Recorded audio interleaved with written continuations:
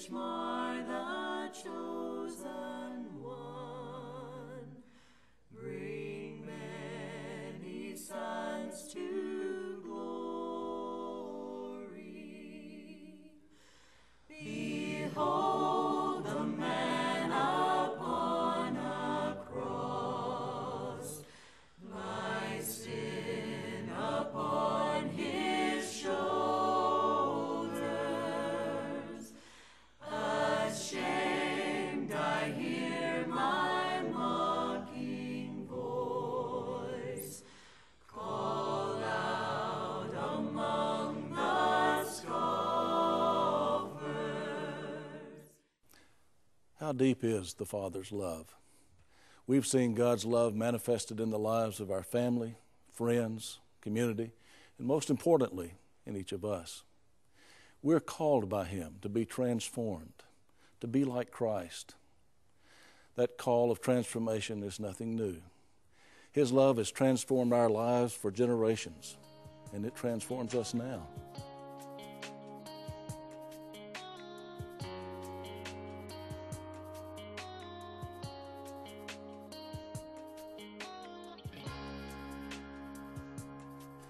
On this spot, what's nothing more than a weed-choked field along a two-lane country road on the outskirts of town, under a lone mesquite tree, 4 elders stood with a dream and a vision of what could be.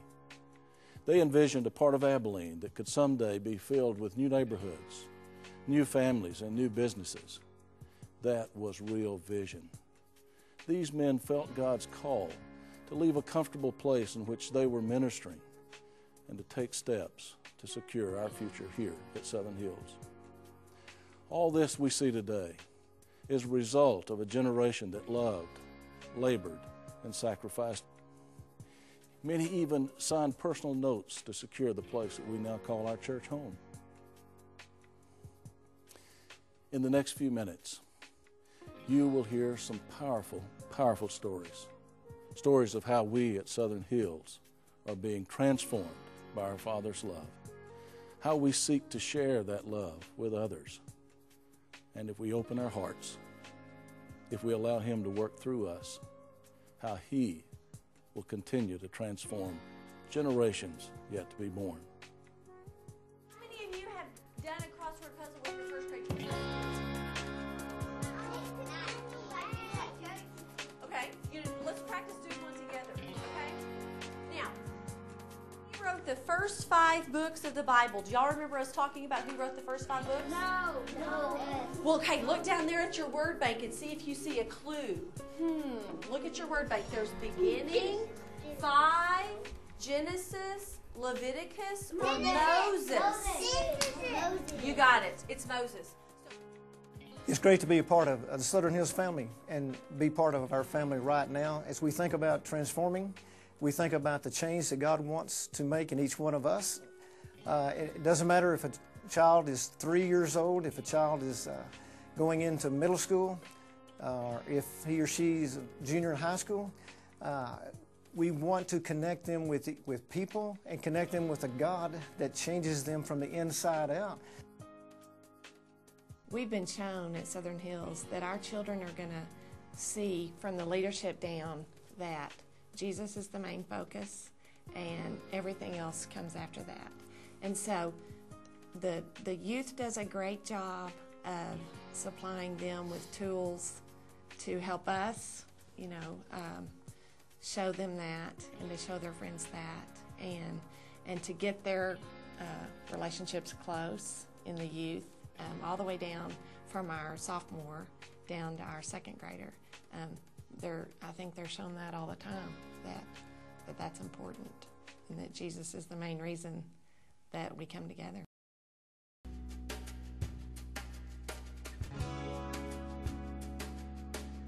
Growing up in the Southern Hills Youth Group was really a great stepping stone in my life, I think. There were just so many people that encouraged me to get involved in all the events that went on, and it was just awesome to meet new people there and to just see how much we had in common.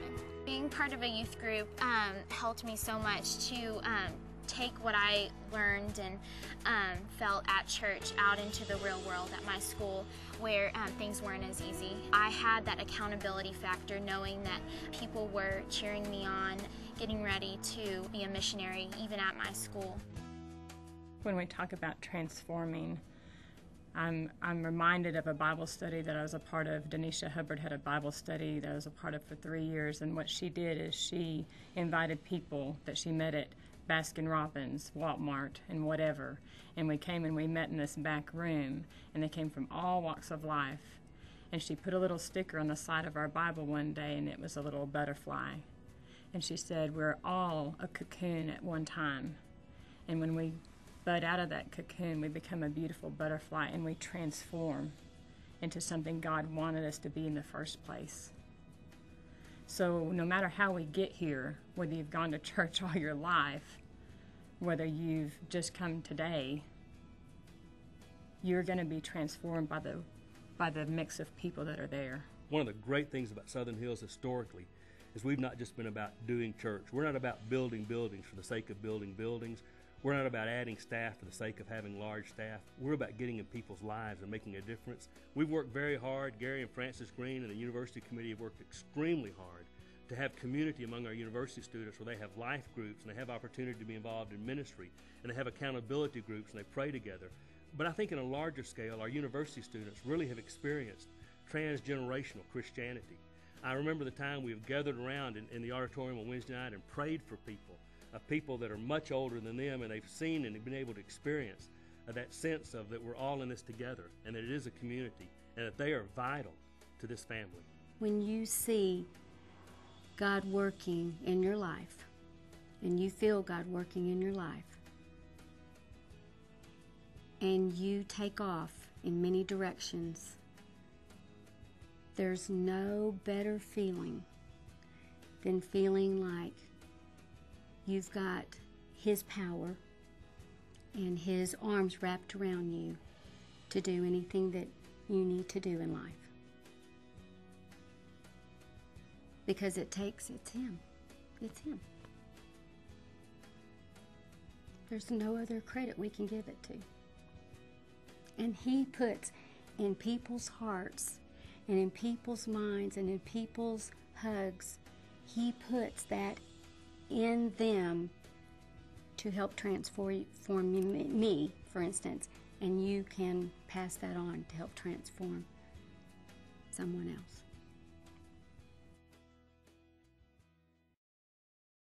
It's called We Are the Sermon, and it's a program where several local churches unite to clean up the community. K-Texas reporter Jennifer Saucedo tells us about today's mission and how it surpassed last year's cleanup relief.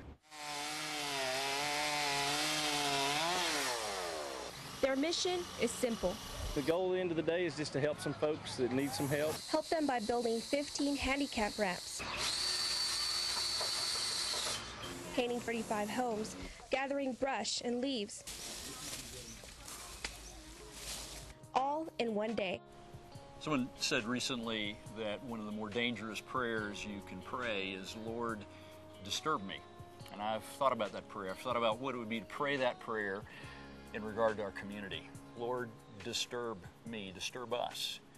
What are the things in our community that would touch the heart of God? I believe there are things similar to what we've done. Our Jesus parties, where we reach out to people who don't get invited to parties. The people that I believe Jesus would invite to parties. We've done things like We Are the Sermon Day, which allows us to get out and be among our community in ways that are very tangible, that are real. People can see us going out and putting flesh on being Jesus. It's things like Extravaganza, Celebration Sunday, Balloon Fest, Crosswalk Day when we go and we provide school supplies to children in our community. And those are the things that I believe we pray for God to disturb us with. Someone asked me recently, they said, where do you go to church? And my response was, I'm a part of the Southern Hills Church. And they said, oh, I know about that church. That's the church that helps people. When we say We Are the Sermon, what we actually do is, instead of sitting in the auditorium And listening to a sermon, listening to Phil or whomever preach a sermon, we go out and by our service acts actually preach the sermon by helping other people. We include a lot of members from our church and other churches in the area, and we involve them and their families in reaching out to other people and doing simple things like mowing lawns, painting houses, building some wheelchair ramps, and then also we just talk with them, pray with them, and invite them to come to church with us and to know Jesus. The front porch at Southern Hills, it starts in Jerusalem, which is Abilene right here, and it goes throughout the entire world. We have an inner city ministry that we work with, New Life, and we're looking at expanding that inner city ministry here in Abilene with another church to make it even more vibrant than it is. And we have people and we have missionaries in China. We have groups that we send to Africa, South America, Central America, and then right here in the States in Portland, Oregon, as well as Denver, we have missionaries that we support. And we have members going to encourage them and to be a part of their work as well each year. I think missions is a vibrant part of Southern Hills, and it fits in great with our vision of sharing God's grace through the church, through the community, and through this world. And I think sharing is just a natural part of our lives since God has given us so much. It's a way for us to communicate back our faith, our love for Jesus to a lost world. But one of the things that happens with us at Southern Hills, you have so many different ways of looking at things, and the preachers, elders, all are looking out from the front porch, looking for someone. Last week, it was a matter of looking out the back porch and working with people of the community. I continually am amazed at this because you'll get busy with whatever you're doing at a certain point in your life, and then maybe it'll be a teaching from the pulpit, and it will cause you to really think, this is what God really wants us to do, which is what has happened at Southern Hills recently. It's fine for us to have our fellowship here together and enjoy each other, but God's focus for us from the beginning was to reach out to others and to find the unloved and the uncared for. And that's a transformation that's happening in our congregation now.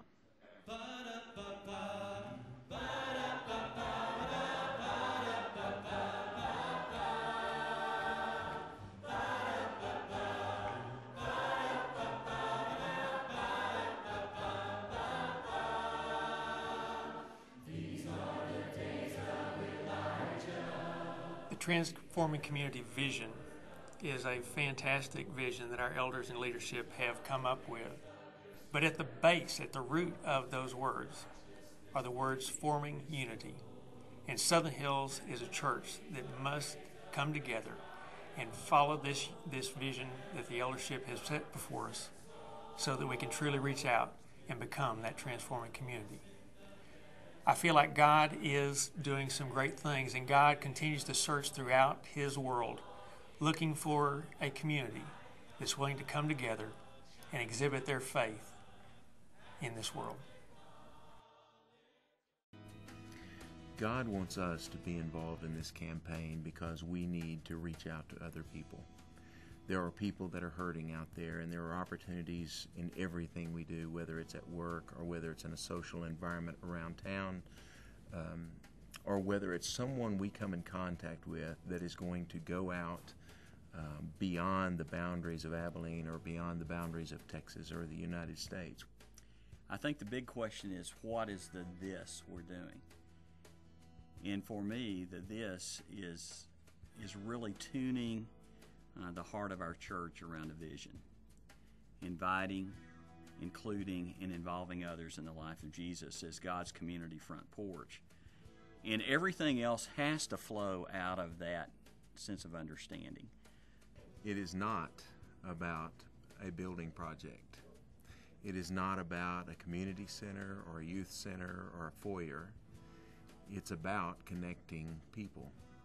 And those facilities simply help us to do that in a way that's more effective. We have to reach out to the community. We have to reach out to people beyond those that come into our doors every Sunday or every Wednesday. We have to reach out to people who think differently than we do, speak differently than we do, have different experiences or different backgrounds than we have, and we have to figure out how to connect with them. How do you become comfortable with opening up the door to folks that you don't know where that relationship's going to take you? That's a really important question, and it's really the Jesus question. You open up the Gospels, and that's what made Jesus scary to religious people. And so if we're not a little bit scared about where that's going to lead us, we're probably not being honest with what God's calling us to do. The flip side of that is we're never going to experience the real Jesus until we open ourselves up. He said, "You'll see me in those faces. You'll experience me in the ministry you do. You'll be doing to me and for me, and so you'll meet me in that place." We have to address the heart in order to reach out. If you look in Acts 1, Jesus was telling the disciples just before his ascension, he was talking about reaching out to Jerusalem and all of Judea and all of Samaria and to the ends of the earth. Well, we want to do that. Being a community front porch is not an issue of geography. It's an issue of the entire world. It opens up all of those things that Jesus described in Acts 1. My plea in all of this sense of vision is that whether it's the building or it's the harvest missions element or whether it's the vision itself or it's simply being in prayer for what God's calling us to do, my prayer is that we can see the call of Jesus to be one in this and pursue that with passion and do it with the intention of reaching people in our community so that they will know that God sent the Son, that Jesus came for them. Just as those four elders stood beneath the mesquite tree nearly half a century ago, the Southern Hills elders today are at a very similar crossroads. We have a vision for our future. That is a vision to be God's community front porch, and we need your help. We intend to follow in the footsteps of those who went before by willingly transforming our community, one precious soul at a time. To meet those challenges, we're going to undertake the largest financial effort in Southern Hills history. It won't be easy, and it won't be quick, but it will be worth it to those that we encounter in our community. It'll be worth it to those who come behind us. I'm reminded of the words of Moses when Moses spoke to the children of Israel in Deuteronomy chapter 6, when he said, "When the Lord your God brings you into the land he swore to your fathers, Abraham, Isaac, and Jacob, that he would give you a land with large and beautiful cities that you did not build, houses full of every good thing that you did not fill them with, wells dug that you did not dig, and vineyards and olive groves that you did not plant. And when you eat and are satisfied, be careful not to forget the Lord your God who brought you out of the land of Egypt, out of the land of slavery." At Southern Hills, many of us gather on property that we did not purchase. We worship in buildings that we did not build. We enjoy the safe and comfortable surroundings many of us did not provide. We have many blessings at our disposal, and it's because of faithful, visionary, and committed members who came before us. Now it is our turn. Are we going to take up this vision, expand it, and embrace this heritage? Only you can answer that question. Only you can decide if you will answer his call. Emotionally today, we stand under the same tree and gaze into the future. It is our turn to plant and to water for the next generation. This is our mesquite tree moment. Will you join us in faithfully casting a vision for those coming after us? Behold, he comes.